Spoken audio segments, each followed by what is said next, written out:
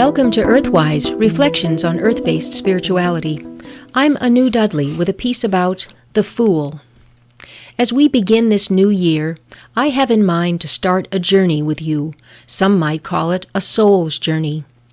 There is a path through the 22 major arcana cards of the tarot, a symbolic path of archetypes and soul lessons. This path presents our lives from a mythic perspective, where there is a sacred meaning to all that we do.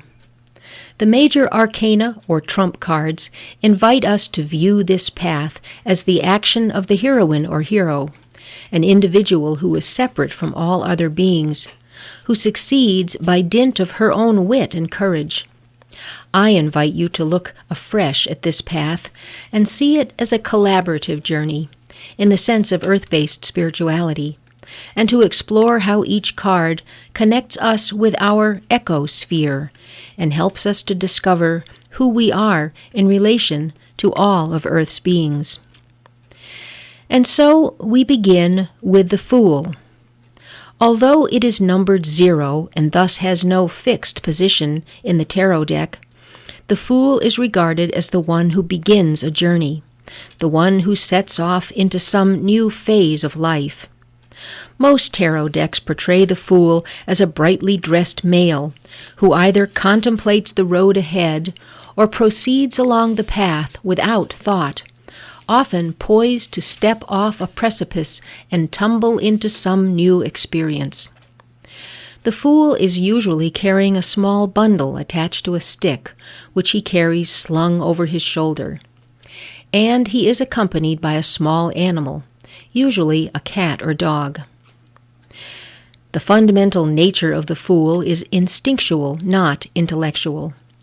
The Fool signifies the willingness to leap into unknown territory, to take risks, to jump into the mystery of life without fear or caution, trusting that his instinct will guide him and keep him safe, for instinct is a powerful ally. Humans do not value instinct very much.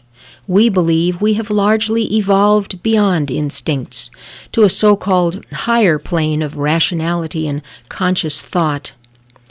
But while these attributes of mind and intellect are valuable for negotiating the many challenges of the manifest world perceived by our physical senses, they are not very useful when we have to deal with the multidimensional world of energy, time and space, and interconnectedness that is perceived by our emotions, our intuition, and by our bodies, albeit in ways that our minds cannot explain.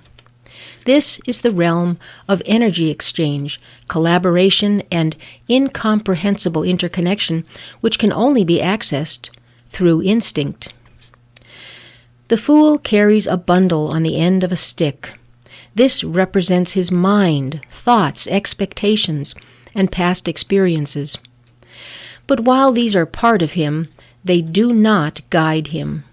That's why he carries them slung over his shoulder, bumping along behind.